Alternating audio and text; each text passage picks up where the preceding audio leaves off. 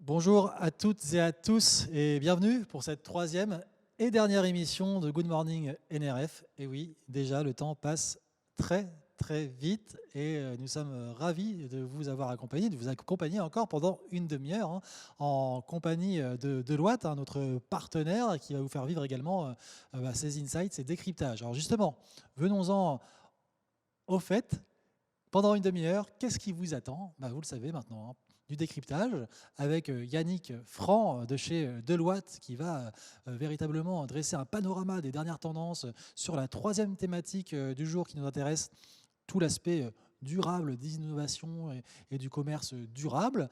Et aussi, et toujours en direct, nous allons retrouver et faire place, sans plus attendre, aux équipes du Hub Institute et de nos analystes qui sont au cœur de l'événement de la NRF à New York et qui vont vous partager, encore une fois, ce qu'elles auront repéré comme tendance, insight, innovation au cœur à la fois de l'événement, mais aussi des magasins dans New York. Hello tout le monde, du coup est-ce que vous m'entendez bien? Et puis surtout, comment ça va sur ce troisième jour? Pas trop sur les rotules? Effectivement, hein, c'était assez intense entre la marche, le froid, la neige, le vent. On a eu un peu tous les éléments naturels en quelques jours ici à New York, mais c'était une expérience très riche avec pas mal de nouveautés quand même. Et puis cette volonté de résilience par rapport à la crise. Et donc du coup, forcément, en période de crise, beaucoup d'innovation. C'est ce qu'on va vous partager. Merci beaucoup, on est rassurés. Et puis bonne suite et fin d'expérience de la NRF. Alors aujourd'hui, dernier jour et dernière thématique à aborder pour vous, c'est celui du commerce durable, responsable. On va mettre en avant l'engagement et la dimension RSE voilà, des retailers parce qu'ils sont engagés et on va vous le démontrer et vous partager ce qu'il se passe parce que ça bouge déjà très vite. Et pour ça, on va retrouver Yannick Franc de chez Deloitte.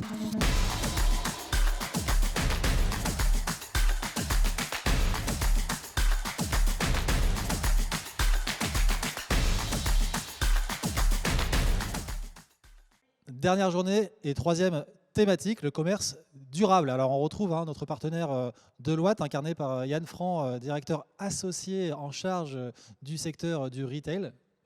Bonjour Yannick. Oui, bonjour Guilhem. Alors aujourd'hui et encore plus pour demain, tous les magasins proposeront une offre dite durable, responsable, pour mettre en avant les engagements notamment d'IRSE. Alors, est-ce que tu as des exemples justement à nous montrer, à démontrer à l'audience justement, ça va pas. Alors, aujourd'hui, encore plus que demain, les entreprises, les magasins offrent du responsable, du durable et offrent justement par la même occasion la possibilité de démontrer les engagements RSE des entreprises.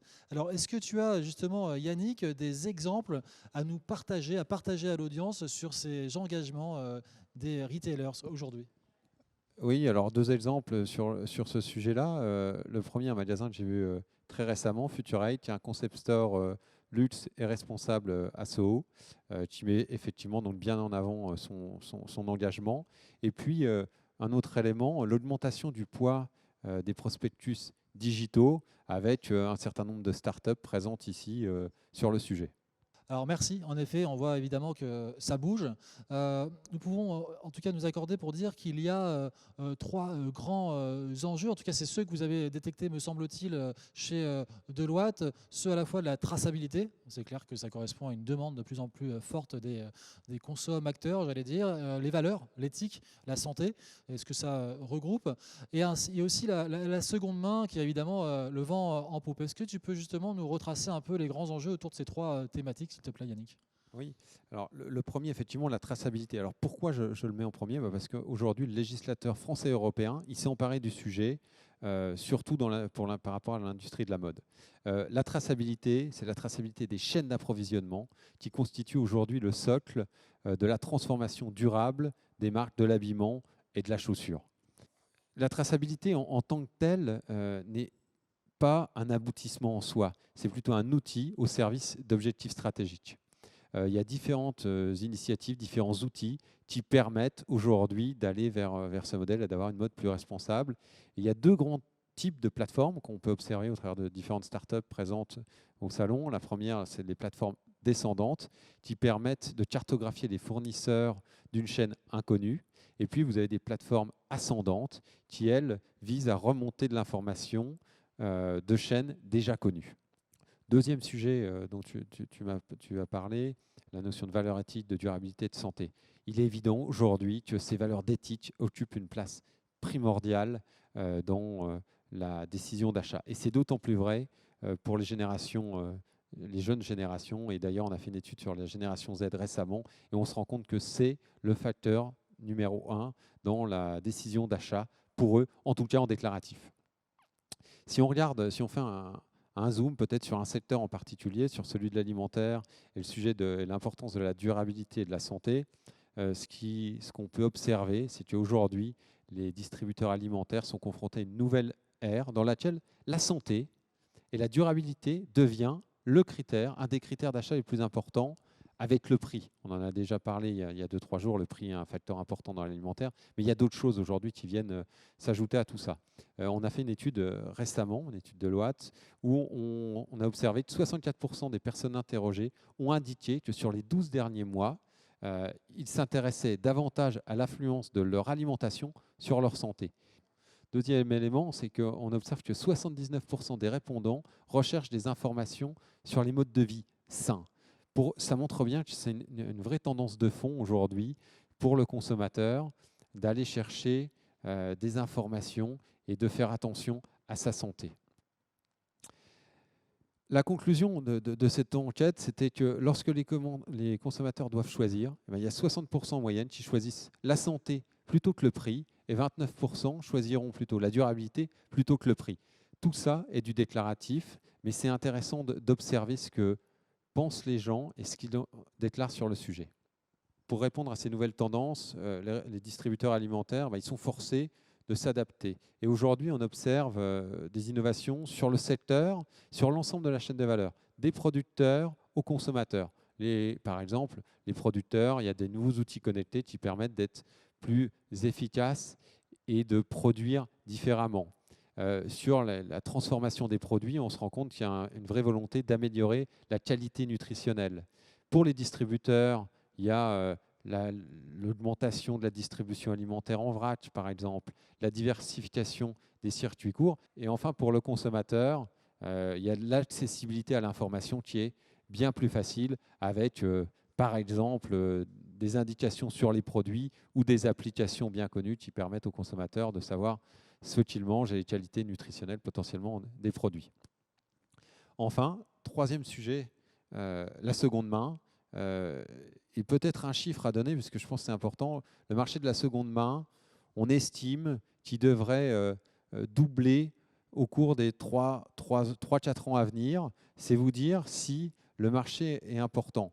Sachant qu'on a déjà pu observer un certain nombre de succès sur ces thématiques, par exemple dans le secteur de la mode, avec Vinted ou Vestiaire Collectif qui sont développés, et puis l'apparition et le développement d'activités de seconde main auprès d'acteurs des acteurs historiques, comme H&M, Kiabi, et même des grands magasins comme Printemps qui ont développé un espace dédié à la seconde main.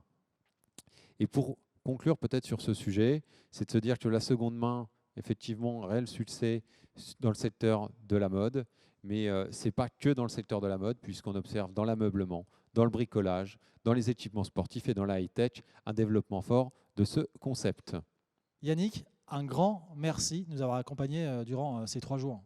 Écoute, merci à toi de m'avoir supporté pendant ces 3 jours, c'était top. Merci. On en redemande, franchement, c'était vraiment très intéressant d'avoir pu avoir à la fois votre expertise et puis aussi toutes ces données chiffrées qui ont été remontées à notre audience. On espère également que vous, de l'autre côté de l'écran, vous avez pu apprécier. Et d'ailleurs, n'hésitez pas à partager sur les réseaux sociaux et à relayer pour consommer ces éléments de décryptage sans modération. On rejoint tout de suite les équipes du Hub Institute en direct du salon de la NRF pour vous partager les derniers insights.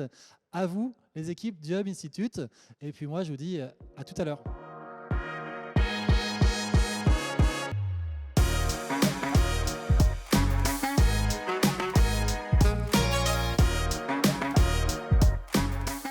Joe s'inscrit vraiment dans l'anti-gaspillage de par son parcours utilisateur en fait, tout simplement. Donc c'est-à-dire qu'une fois qu'on a recommandé nos menus et qu'ils ont été validés par l'utilisateur, tout simplement ce qu'on va faire, c'est qu'on va mutualiser ce panier pour justement optimiser les quantités et éviter le gaspillage. Donc par exemple, admettons on a un foyer de 2 adultes, on va du coup ajuster ces quantités à ces 2 adultes, donc pour éviter que par exemple on ait un utilisateur qui se retrouve avec un paquet d'1 kilo de courgettes qui sont en plus emballées dans du plastique, des trucs comme ça. On va aussi faire en sorte que toutes nos recettes en fait sont hyper simples et sont faisables avec des produits de supermarché normal. Donc on n'a pas besoin de cette épice qui n'est utilisable qu'une fois par an ou d'un équipement qui en fait ne sert à rien, qui représente du gaspillage dans sa maison aussi, puisque ça va au-delà de l'alimentaire. Donc voilà, et donc du coup ça veut dire que nos utilisateurs se retrouvent avec très peu en fin de compte de restes, de trucs à jeter. Nos recettes aussi réutilisent les ingrédients et aussi par exemple si on sait que typiquement un utilisateur a son sel, son poivre, son huile, les trucs basiques, on va lui proposer s'il a besoin d'en racheter, mais on ne va pas du tout le remettre dans son panier automatiquement puisque ça n'a pas de sens en fait. Et après, soit l'utilisateur se retrouve avec 3 bouteilles d'huile d'olive et ça ne sert à rien, soit l'utilisateur en fait va pas avoir ce qu'il faut. Donc on s'ajuste hyper bien à tout ça. Hi, my name's Luke. I work with MySizeID and we are an awesome online size provider. The way MySizeID works is it takes some basic information from your customers, like their height and their weight in either metric or imperial. So I'll do metric for my weight. I don't weigh that much. Select my body shape, and from this information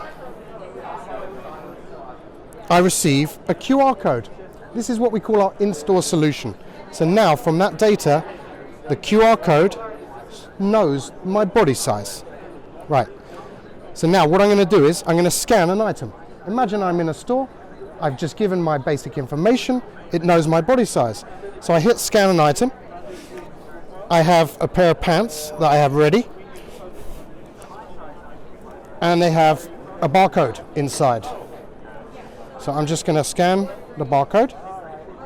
And you can see immediately it tells me my specific size in that garment. The technology also works with e-commerce. I'll very quickly show you how it works with e-commerce as well. So we also have a solution for e-commerce. The way it works is you head to your e-commerce store, you find an item you like, and you can see we have the What's My Size widget. It works in quite a similar way, but this is a fast fashion e-commerce route for the technology. I click What's My Size, and it asks me my gender, my weight again, which I'll do in kilos, and my height I will do in feet, just to show you how it works across imperial and metric. And you can see immediately it's going to give me my size recommendation, which is a medium.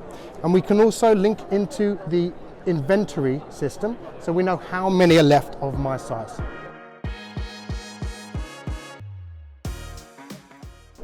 Well, looking back in 2021, Delta actually had a significant impact on consumer spending, but most of the spending that was curtailed was on services, not as much on retail. People did come back in the middle of the summer when we opened up the economy, and actually retail had some very strong performance on a month-to-month basis.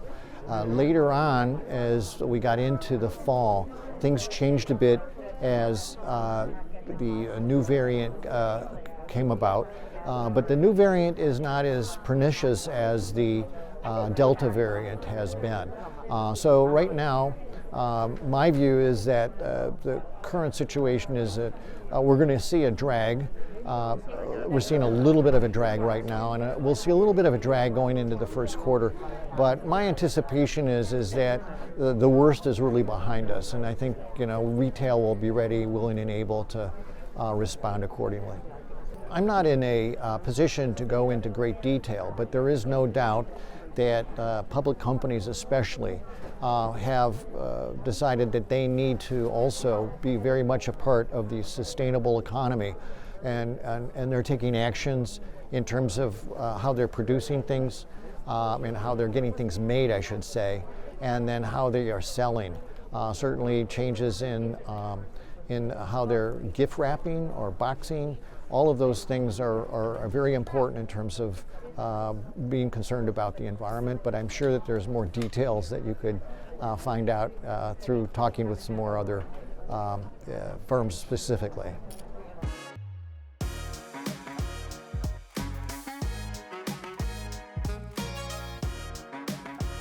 North Face est effectivement une de ces boutiques qui se démarque à New York.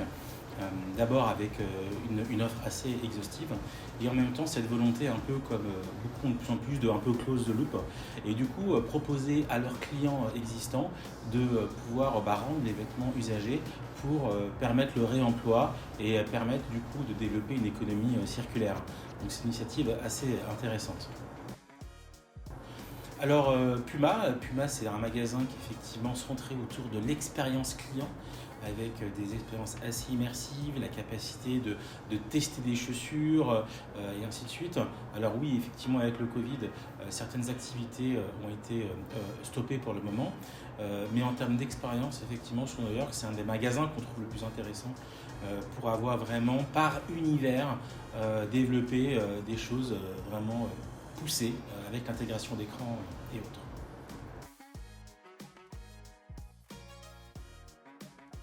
La boutique Patagonia, c'est vrai que c'est intéressant pas d'en faire une mais d'en faire plusieurs pour voir que la démarche qui est mise en place est quelque chose qui a été assez massifié puisque dans chacun des magasins que nous avons pu visiter de Patagonia, vous êtes accueillis par une borne sur laquelle est vraiment valorisée la possibilité de venir réparer vos vêtements, de venir les rafistoler pour qu'ils durent un peu plus longtemps. Voilà, et puis il y a aussi une mise en valeur de toutes les actions qu'ils font avec les communautés. Donc une démarche qu'on connaît en ligne de Patagonia, mais qu'on peut aller voir directement en magasin de manière très concrète. Et Adidas, une boutique assez impressionnante dans un univers assez béton industriel dans lequel là aussi vous aurez la possibilité de venir essayer des chaussures, les tester dans différentes expériences. Et là aussi on va vous encourager à aller rendre vos anciennes baskets et ainsi participer du coup à l'économie circulaire. Alors le réseau Whole Foods à New York ne fait que se développer avec cette année beaucoup d'innovations à l'intérieur du magasin. D'abord, l'idée de pouvoir mettre de plus en plus des fermes verticales, l'occasion effectivement de pouvoir faire pousser les fines herbes, des choses effectivement qu'on peut vendre directement sur place, donc une côté ferme urbaine qui n'existait pas avant. La volonté aussi de développer tout ce qui est circuit court avec des fournisseurs à proximité aussi. Ils ont cette année aussi lancé leur marque 365, leur marque MDD, ça aussi c'est nouveau. Et puis pas mal d'expériences, vraiment des parties dédiées à tout ce qui est bio, voilà, donc vraiment assez intéressant à voir. C'est plus qu'un enjeu de localisation, maintenant c'est vraiment un enjeu d'expérience et de diversification de produits.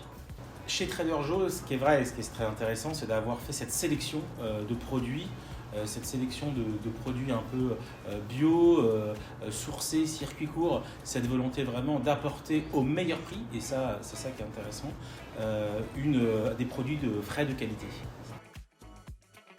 Beaucoup de marques de jeans avancent sur cette économie circulaire, mettent en avant par exemple l'utilisation vraiment de plus en plus fine de l'eau qui est très utilisée entre autres pour fabriquer les jeans. Mais là en fait ce qui est très intéressant ici c'est le fait que vraiment ils participent et ils montrent avec la manière avec laquelle ils utilisent effectivement d'anciens extraits de jeans pour faire de nouveaux vêtements, de nouveaux jeans.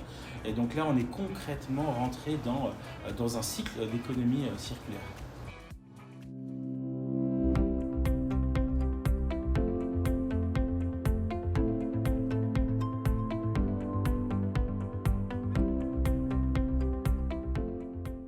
So people come 3 days a week, they drop off their food scraps here.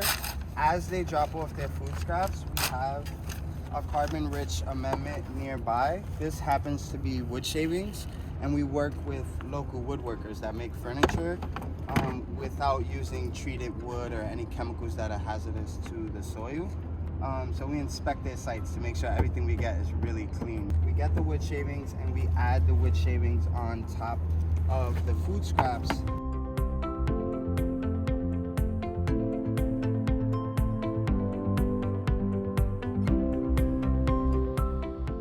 this is a place that people can bring their organic waste. See, this is like an okra, lettuce, fruits and veggies that they couldn't eat, soggy bread that went bad, things like that they can put in here.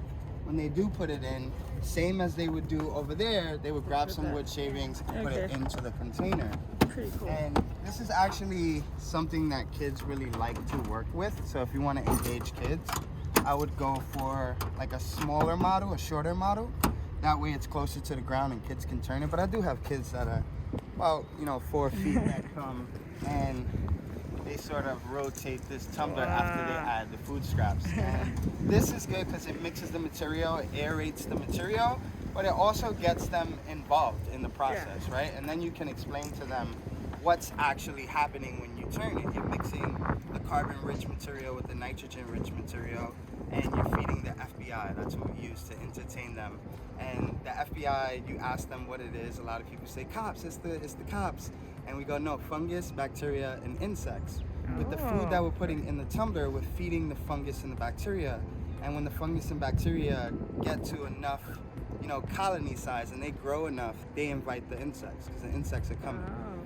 So it sort of tells them, you're giving us that first step. You're feeding the FBI so we can actually make the compost. Humans don't make compost, we just manage the circumstance so the organisms can make the compost for us. So this is a good lesson for kids. What people are actually like going crazy for. So I think every community should have a composting site. Even if we can't process as much as New York City produces, this is a place where every average human being can come work on the compost together as a team and learn how much work it takes to actually recycle organic waste in New York City, and we can change people one by one the importance of composting. Until I came to a composting site and worked with 12 people and turned 14 tons of compost by hand with human power. So just giving kids that opportunity, giving adults that opportunity, trying to make it fun, trying to make it cool. That's what this site is about. And then we also have an aquaponics farm that preaches sustainability when it comes to farming. And then we also have beehives, because you can't have a farm without a beehive.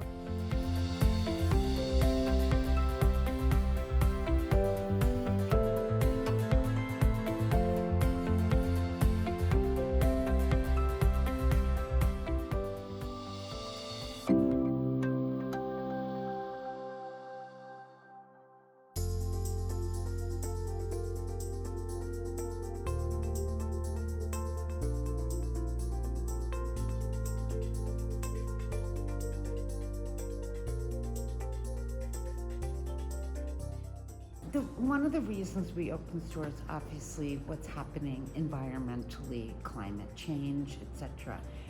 And as a fashion person and somebody that's been in the business for many, many, many years, I don't think people understand that fashion can be sustainable.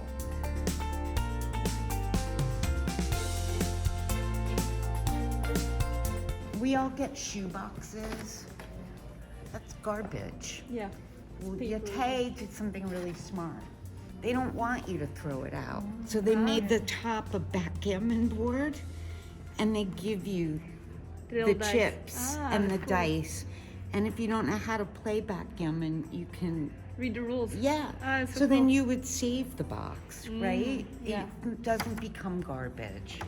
And the other thing that they do, outside of being vegan materials, upcycled materials, upcycled rubber, is there's a number on the back of each pair.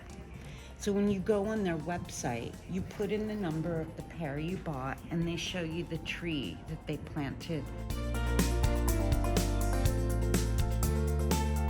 Our #1 brand in the store, it's called A Shirt Story.